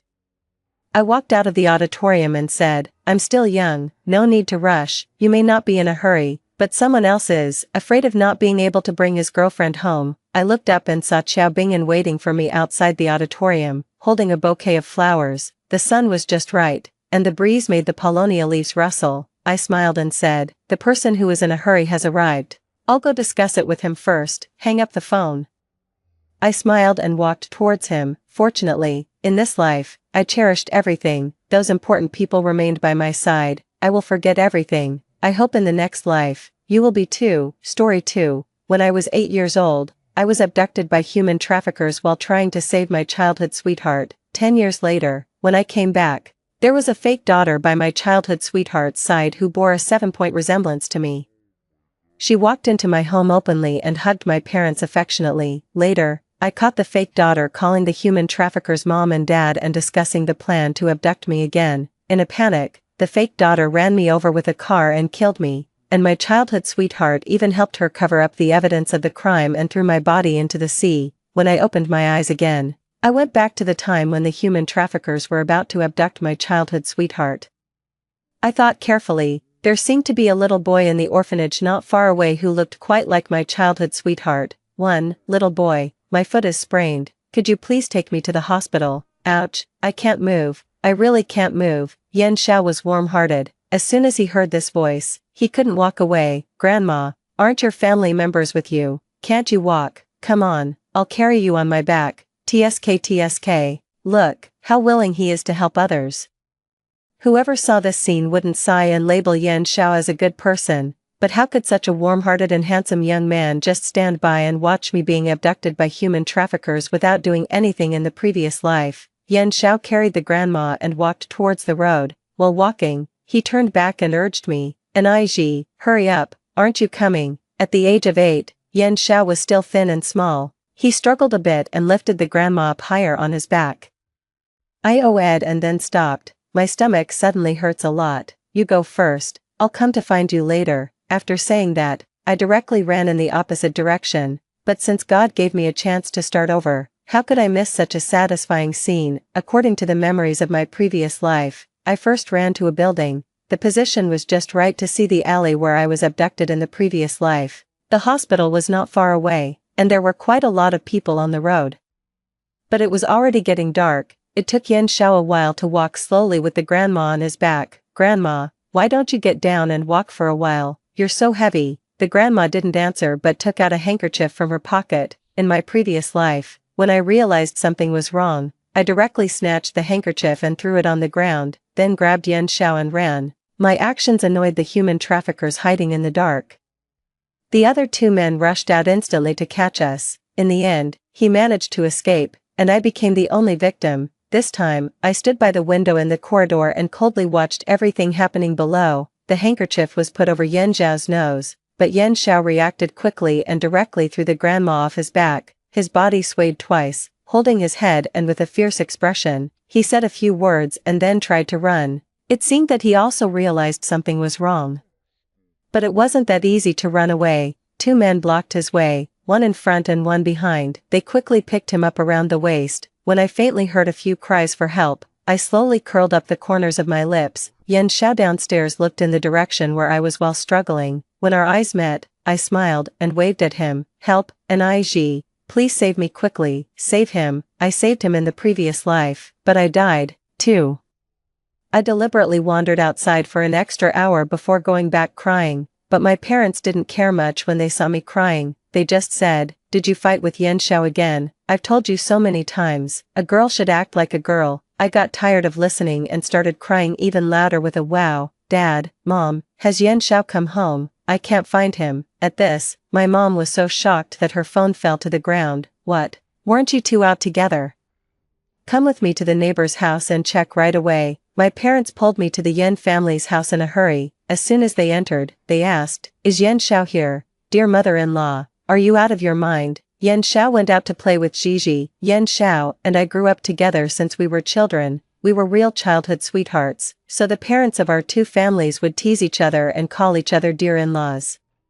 But seeing me crying so hard that my tonsils were almost showing, his parents also got worried. Gigi, why are you alone? Where's Yan Xiao? I cried and said, he was taking an old grandma to the hospital. I had a stomachache and ran to the bathroom, but later I went to the hospital and looked for him for a long time, but I didn't see him or that grandma. His parents staggered, grabbed their coats, and ran out. My parents followed closely behind. Don't be too anxious.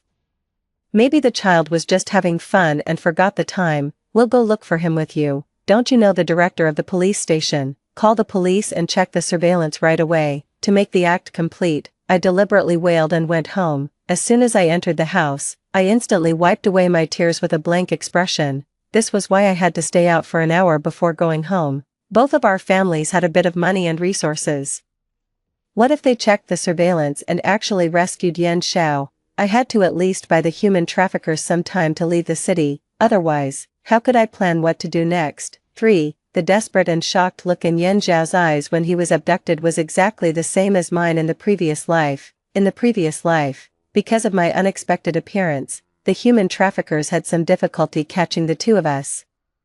We desperately ran towards the place with light outside the alley. When we were about to be caught, Yan Xiao pushed me. I fell hard. I desperately begged him to give me a hand. Yan Xiao, pull me up quickly, please. Once we got out of this alley, it was a busy road, and both of us could go home safely. The human traffickers were getting closer and closer. I stretched out my hand to Yan Xiao almost pleadingly, but Yan Xiao looked up behind me, gritted his teeth, and ran away without looking back. Yan Xiao, I was so scared that I started crying and crawled forward with my hands and feet, but in the end, I was pulled back by the leg by the human traffickers. At that time, I naively thought that Yan Xiao would find someone to come back and save me after he ran out, but until I was tortured by those two human traffickers with animal instincts in the alley for over half an hour, Yan Xiao didn't bring anyone back, you little brat, for meddling in other people's business, originally. We didn't think much of you, you little girl, you had to be talkative, you had to be so cheap. Well, are you satisfied now? At the age of 8, I was in so much pain that I fainted several times. I could only feel the two men slapping me one after another. Yan Xiao, why, obviously, if you had given me a hand, both of us could have run out. Even if you had brought someone back to look for me, I wouldn't have ended up like this. Later, I was sold to a remote mountainous area where nothing grew. I endured hardships for 10 years before I could return home, but when I came back, there was a girl in my family who bore a 7-point resemblance to me out of nowhere. She walked into my home openly and hugged my parents affectionately. Just as I was hesitating to step forward, she looked at me in surprise. Dad, Mom, Brother Xiao, this sister smells so bad. She doesn't have any dirty diseases, does she? She said the most vicious words with an innocent look on her face, just like that. My parents, who were originally immersed in the joy of getting me back, suddenly changed their attitude towards me, and Yan Xiao loathed me to the extreme. I thought that as long as I was good to them, they would eventually accept me, but unexpectedly, what I heard were their cold voices. If you had died outside, you would have always been the white moonlight in everyone's heart. Why did you come back to disgust us? Later, I caught the fake daughter calling those human traffickers mom and dad and discussing the plan to abduct me again. In a panic, the fake daughter ran me over with a car and killed me, and Yan Xiao even helped her cover up the evidence of the crime and threw my body into the sea. Since he was so heartless, there was nothing wrong with me not saving him when he was in danger. Right, what goes around comes around, in this life.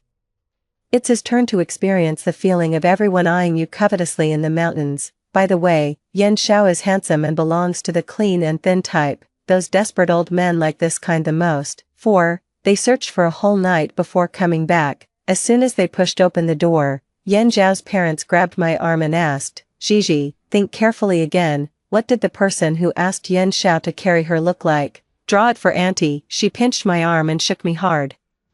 Draw it for me. I was stunned for a moment, then pouted and started crying as if I was scared. I don't remember either. I was in a hurry to go to the bathroom because of my stomachache. Dad, Mom, have you found Yan Xiao? At this moment, the more heartbroken I seemed to be crying, the happier I actually was in my heart. According to the situation in the previous life, Yan Xiao should almost be in the mountains by now. My parents wiped my tears for me, and then looked at Yan Xiao's parents. Hesitating to speak, in the end, they still shook their heads. The 4 parents all sat on the sofa with dull eyes. Yan Xiao's parents were like marionettes who had lost their souls. Only when the phone rang each time did their eyes light up a bit. Have you found him? Looking at their sad appearance, a trace of mockery flashed in my eyes. It's just a lost child, it doesn't matter, it will be okay after a while. In the previous life, Yan Xiao found an adopted daughter for my parents. In this life, of course, I will also help his parents get out of their pain. I stroked my chin and thought carefully. There seemed to be a little boy in the orphanage not far away who looked quite like Yan Xiao. When he comes back, there will also be a fake young master in the family who has been raised almost perfectly. They should be happy, right? 5. Half a month passed, and the Yan family used all their connections but still couldn't find Yan Xiao.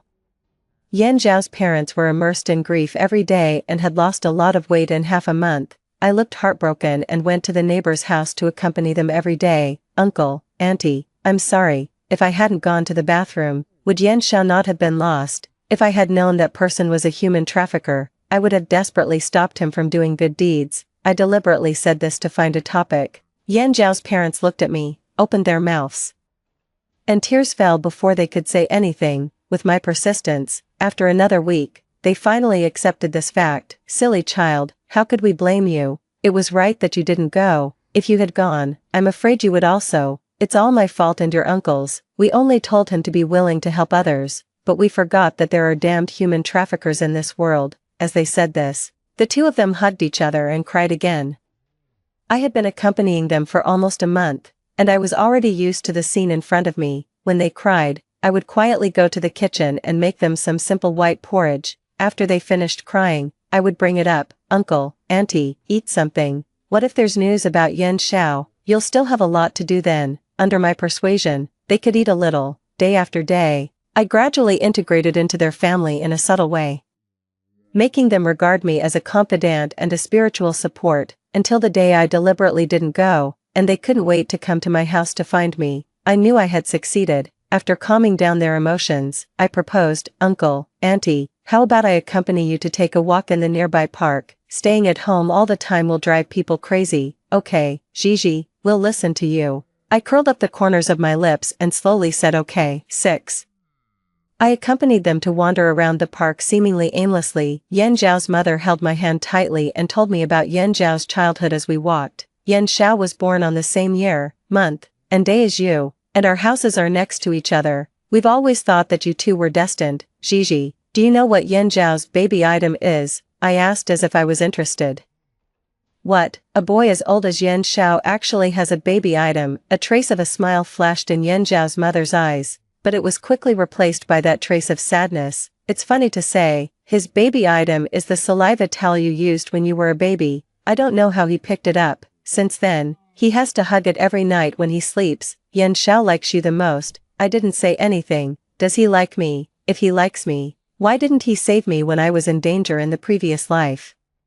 If he likes me, why did that fake daughter who came later replace me? Just as I was thinking, Yan Zhao's parents suddenly stopped in their tracks. Yan Xiao. They let go of my hand and ran towards the boy sitting on the bench not far away at the same time. Yan Xiao, why didn't you go home? Son, Mom and Dad were so worried about you. Woohoo, Yan Xiao, you're trying to scare us to death, aren't you? The boy who was tightly hugged was at a loss because of their enthusiasm. I nodded at him.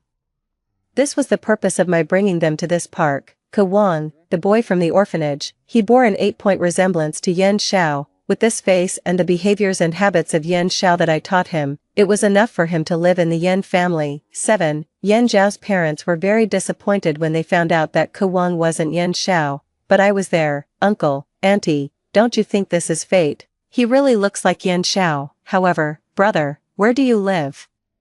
Why haven't I seen you before? Can we play together often in the future? Ke Wang lowered his head and said in a low voice, I'm an orphan from the orphanage. Out of the corner of my eye, Yan Zhao's parents' eyes lit up. I then timely gave them an excuse. Uncle, Auntie, this is simply fate. It's so wonderful. We live so close to the orphanage but have never met him, and Yan Xiao just now. Uncle, Auntie, would you like to? How could they refuse? Desperate people will want to hold on tightly to anything they see. People who look similar to their son are not common. In the end, they still brought Ke Wang back to the Yan family and named him Yan Qing. The next day, Yan Qing came to me. After a long silence, he asked me, why are you helping me so much? How did you know they would definitely take me in? I tried my best to look innocent. Because Uncle and Auntie's original son was abducted by human traffickers. You look so much like him.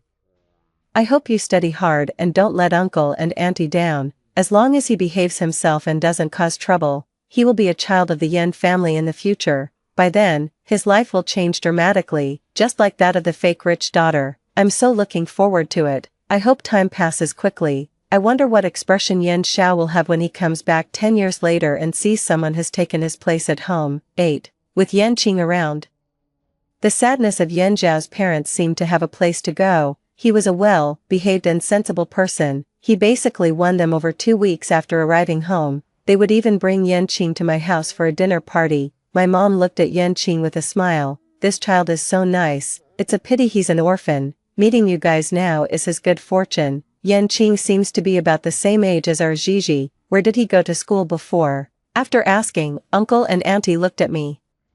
Gigi, Uncle, and Auntie actually wanted to talk to you about this today. We want to transfer Yan Qing to your noble school. I'm afraid he won't get used to it just after going there. How about putting him in the same class as you? Please help Auntie take care of him. I agreed without hesitation. Sure. In this way, wouldn't I have more time to get in touch with Yan Qing? The next day, Yan Qing came to our class. However, this circle is only so big.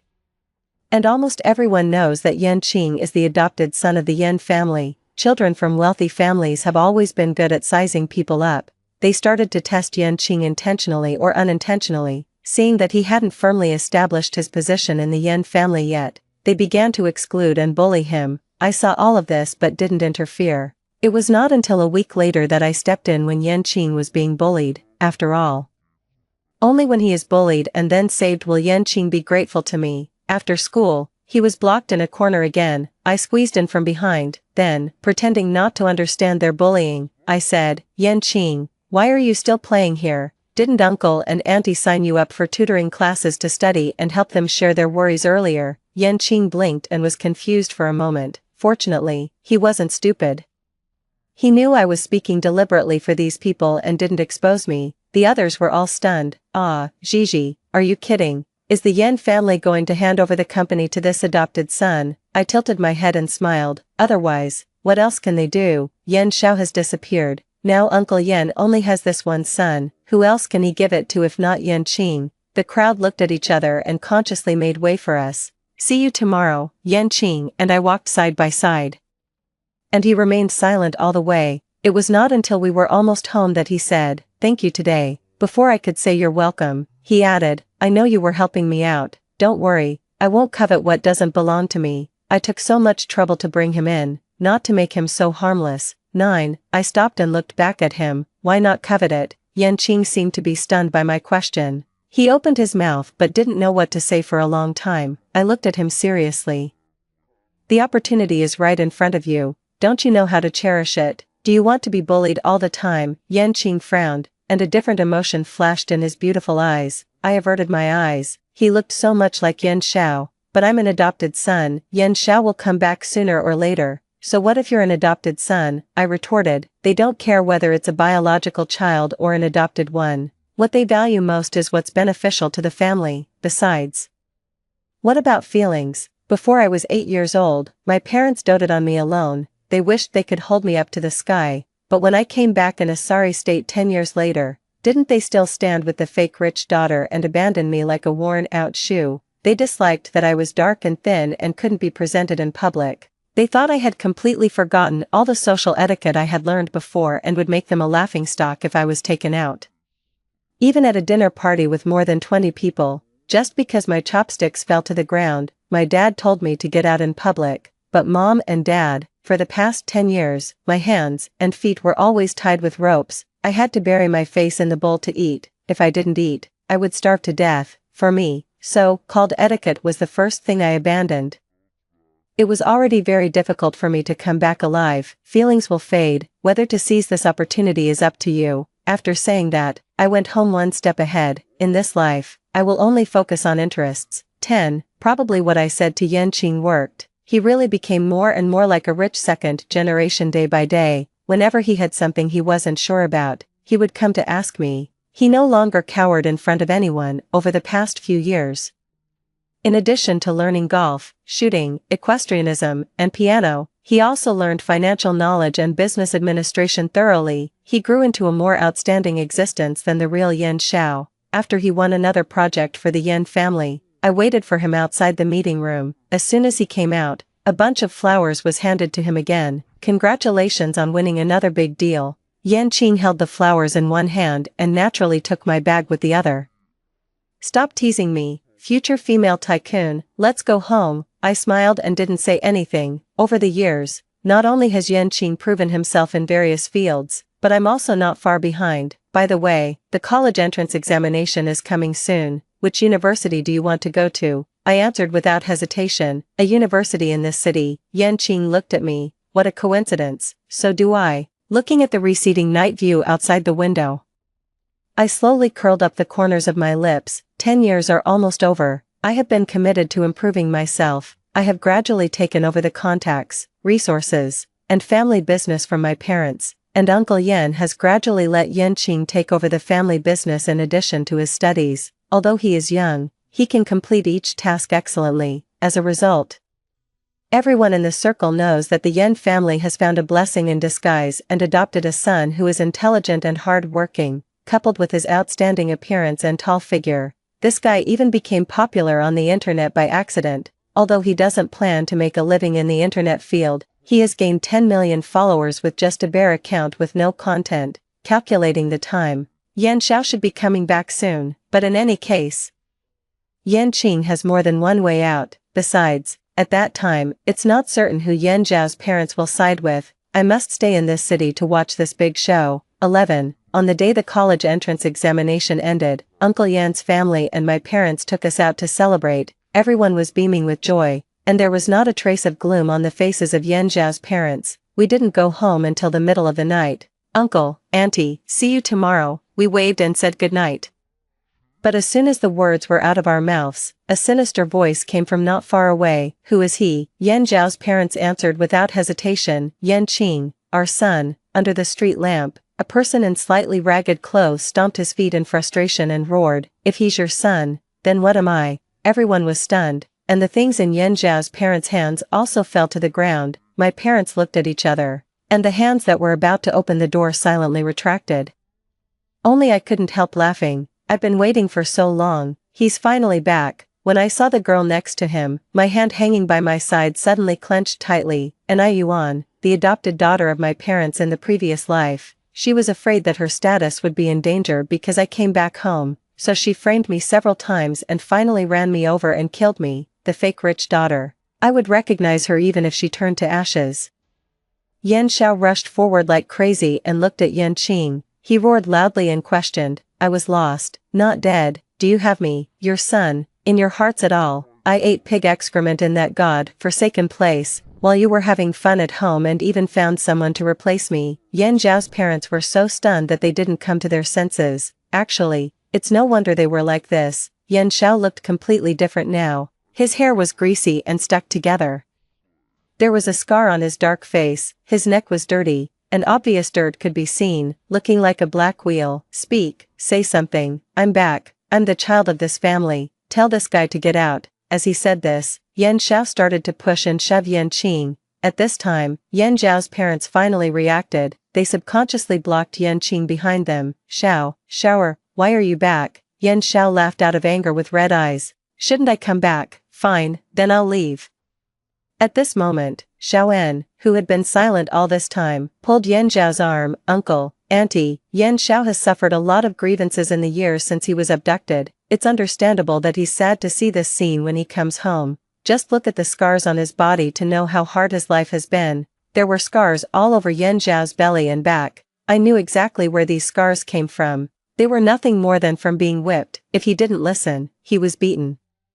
If he resisted, he was beaten. If he tried to escape, he was beaten even harder. Yan Zhao's mother's tears fell instantly. She wanted to hug Yan Xiao, but the hand she stretched out never landed. "It's good that you're back. Let's go home first. You go take a bath and feel comfortable. By the way, look at Gigi. You two haven't seen each other for a full 10 years. Gigi has become more and more beautiful." Before she could finish speaking, Yan Xiao rushed towards me with gritted teeth. 12.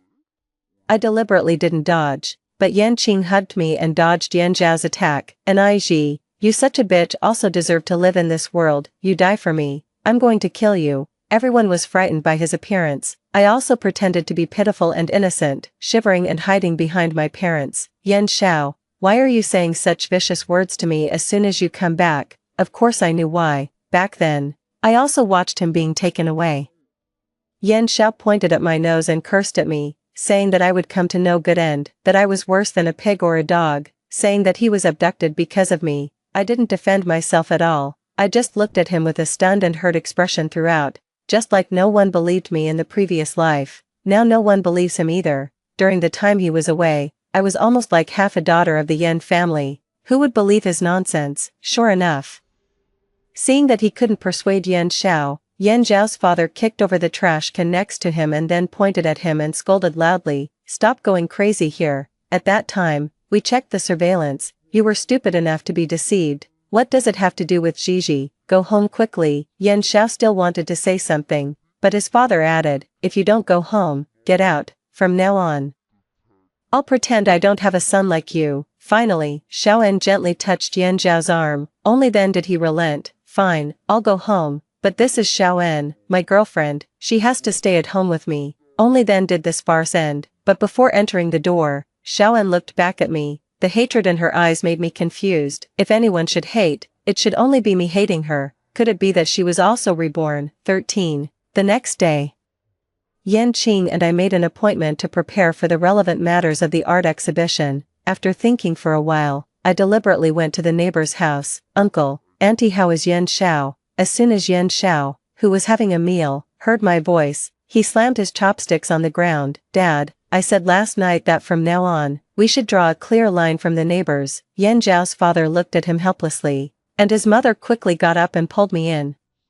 "Don't listen to his nonsense. He just came back and is stimulated." "Who's stimulated?" Yen Zhao slapped the table and stood up. He walked 2 steps to me. In the previous life, he grew to about 185 centimeters, very tall, but this time, probably due to malnutrition, I could be as tall as him wearing high-heeled shoes. "And Ig, stop acting in our house, get out now." Yen Zhao's parents were about to stop him, and the fake rich daughter in the previous life, that is, Xiaoan in this life.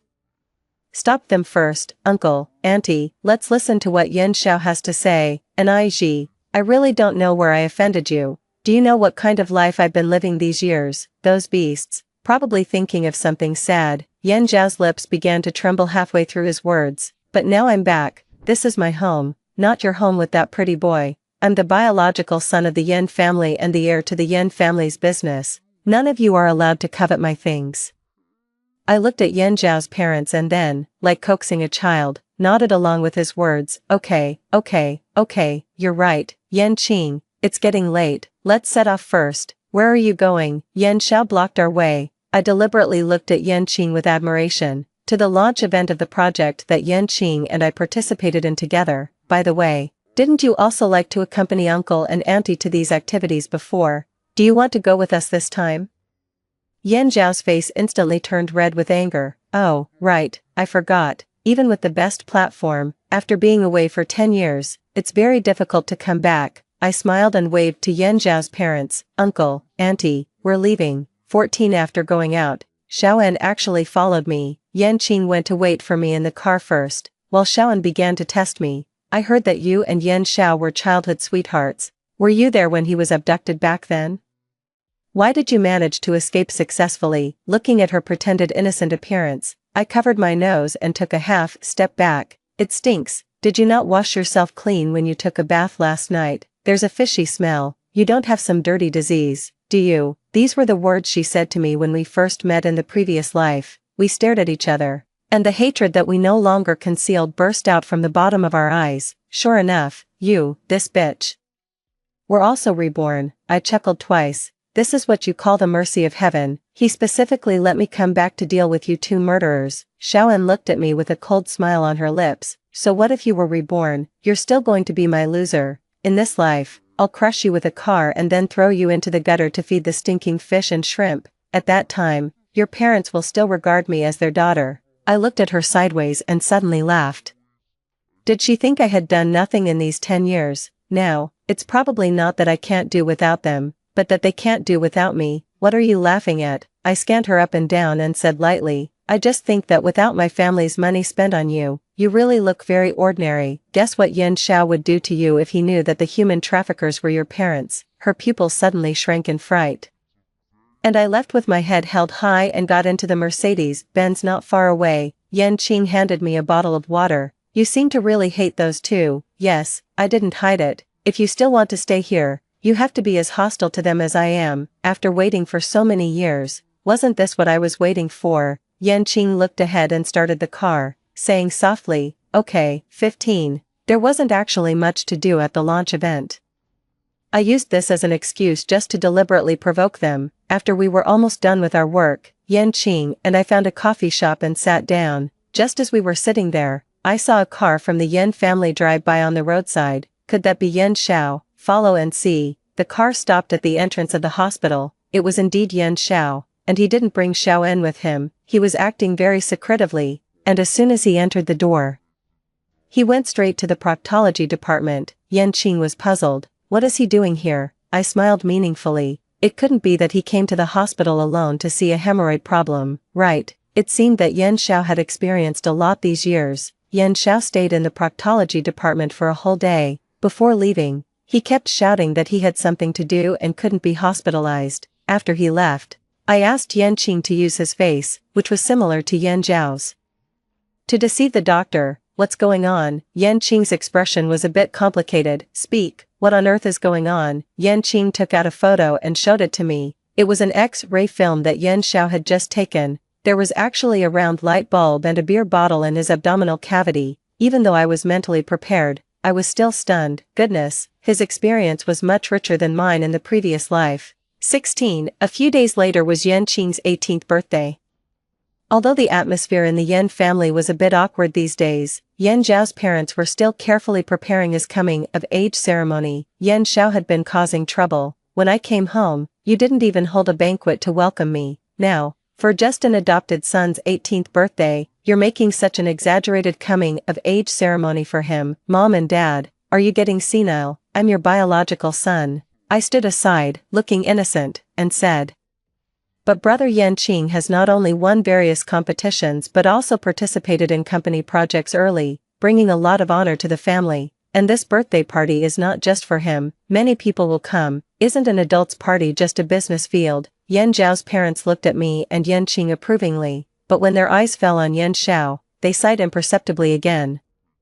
Your dad and I have told you many times, control your hostility a little. We will hold a banquet for you soon and arrange for you to go abroad to study and further your education. Your girlfriend can also. Before she could finish speaking, Yan Xiao stood up again with a whoosh. What do you mean? You want to send me away and then hand over the company to this pretty boy? I'm telling you, it's impossible. The family's property must be mine, otherwise, even if I destroy it, I won't let you give it to an outsider. If I can't live well, no one else should either. When I was suffering outside, did anyone think about me? No, you're here raising someone else's son and thinking you're enjoying family happiness. How stupid, what a stupid thing to do. Hearing this, Yan Zhao's father finally couldn't bear it anymore. He threw the teacup in his hand to the ground. If you keep spouting such nonsense, get out of here and go back where you came from.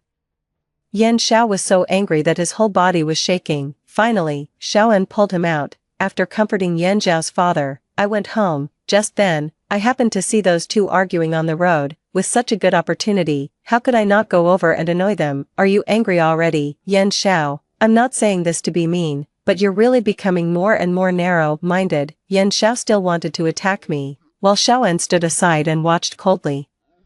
I stood still and didn't dodge, only saying, if you hit me, the shares of the Yan family will all belong to Yanqing. What do you mean? I looked at them with a smile. You don't know this, but Yanqing is really outstanding. He has also been in this family for 10 years. Uncle and auntie have already signed a document to give him 10% of the shares, which will take effect on his 18th birthday. That was the first time I saw someone actually so angry that their eyes seemed to be on fire.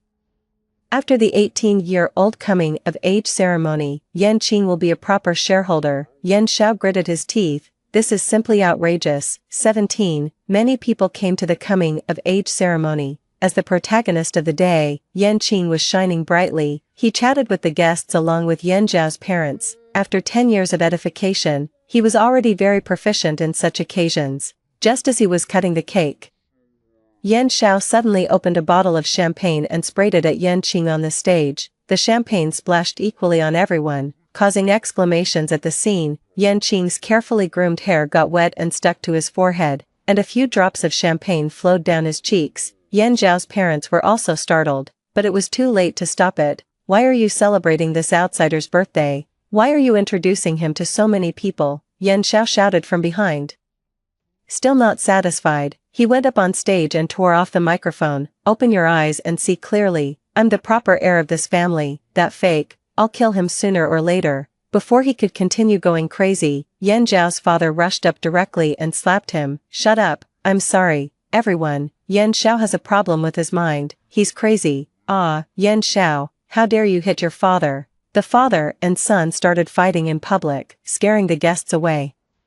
I helped Yan Qing wipe the wine stains on his face. This is the best birthday present I gave you. In the future, Yan Qing would no longer have any threats. The corners of Yan Qing's lips curled up. Just as he was about to answer me, he frowned again. He quickly pulled me behind him and then kicked out. Only then did I know that Xiaoan was rushing towards me with a knife. She was kicked to the ground and still shouted unconvinced. Again. Again, Yan Qing frowned. Is she crazy?